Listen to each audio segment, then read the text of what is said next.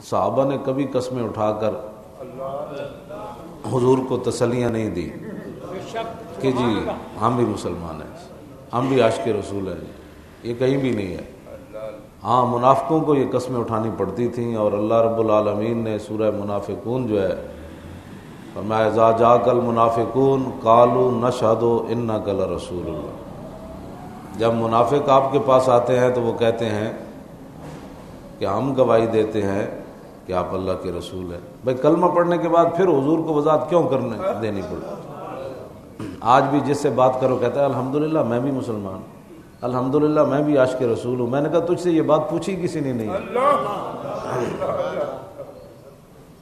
یہ وضاحتیں اسے دینی پڑتی ہیں جس کے اندر کوئی گڑبڑ ہو، ان کو وضاحتیں دینی پڑتی تھی۔ اذا جاءک المنافقون قالوا نشہد انک لرسول اللہ، وہ کر کہتے تھے ہم بالکل گواہی دیتے ہیں کہ آپ اللہ کے رسول ہیں، اور اللہ نے فرمایا واللہ یعلم انک لرسول، حبیب اللہ پتہ ہے، اللہ کو آپ کے رسول ہے، اللہ کو پتہ ہے، لیکن واللہ یشہد ان المنافقین لکاذبون، اللہ یہ گواہی دیتا ہے کہ یہ جھوٹ بولتے ہیں۔ اللہ اکبر، سبحان اللہ، سبحان اللہ۔ تو مومن کو کبھی بھی اپنے ایمان کی وضاحت نہیں کرنی پڑتی، وضاحت اسے ہی کرنی پڑتی ہے جس کے دل میں کوئی گڑبڑ ہو۔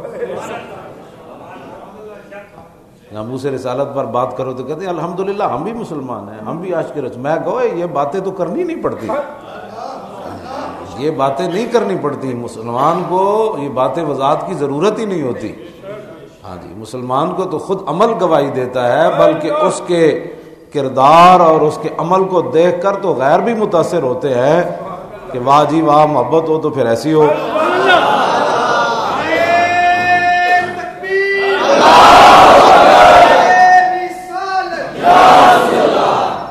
مومن کو وضاحت نہیں کر دینی پڑتی۔ یہ انہوں نے بار بار کہا کہ ہم جی واللہ یشہد ان اتخذوا ایمانہم جنۃ فصدوا عن سبیل اللہ، اور اللہ نے فرمایا کہ میرے حبیب یہ جو آپ کے سامنے قسمیں اٹھاتے ہیں نا، یہ ڈھال بناتے ہیں، لوگوں کو یقین دلاتے ہیں کہ ہم بھی ایسے ہیں، ہم بھی ایسے ہیں، لیکن میرے حبیب یہ بات ایسے نہیں ہے۔ وَإِذَا قِيلَ لَهُمْ تَعَالَوْا يَسْتَغْفِرْ لَكُمْ رَسُولُ اللَّهِ لَوَّوْا رُءُوسَهُمْ وَرَأَيْتَهُمْ يَصُدُّونَ وَهُمْ مُسْتَكْبِرُونَ، اور جب ان کو کہا جاتا ہے کہ چھوڑو ساری باتیں، ہمیں وضاحت نہ دو، چلو حضور کی بارگاہ میں چلیے، تو لَوَّوْا رُءُوسَهُمْ، پھر اتنے سر مار کے کہتے ہیں اتنے نہیں جانا، اتنے نہیں جانا۔ تو یہ باتیں آج بھی مسلمان جی ہم بھی الحمدللہ عاشق رسول ہیں، میرا پیو دادا بھی بڑا عاشق رسول سی، اور داتا صاحب بھی جاندہ سی۔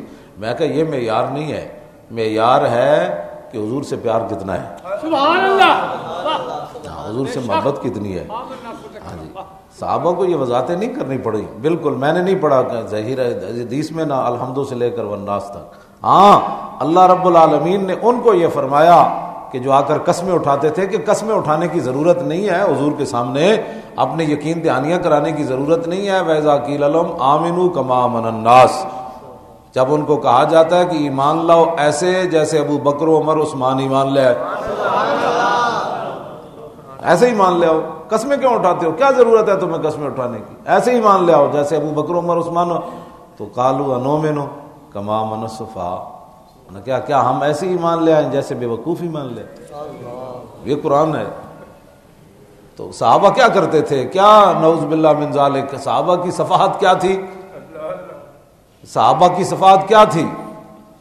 بلکہ حضرت دہیہ کلبی جب نجاشی کے پاس پہنچے حضور کا خط لے کر، تو اس نے کہا کہ آپ کے نبی کو جب ہجرت کے لیے جانا پڑا تو آپ کے نبی نے ان کے خلاف دعائے جلال کیوں نہیں کی مشرکین مکہ کے خلاف؟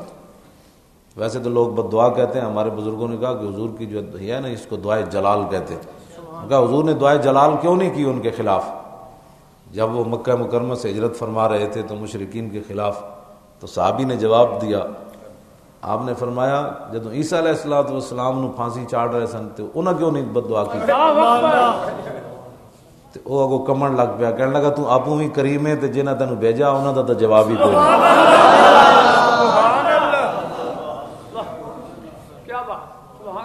صحابہ کی دانائی تو غیر بھی جو ہے وہ، اور آج بھی جو ہے وہ لوگ صحابہ کی ایک ادا جو ہے اس پر وہ صحابہ کو انہوں نے صفی کہہ دیا کہ یہ تو صفی ہے۔ اب صحابہ کی صفات کیا تھی؟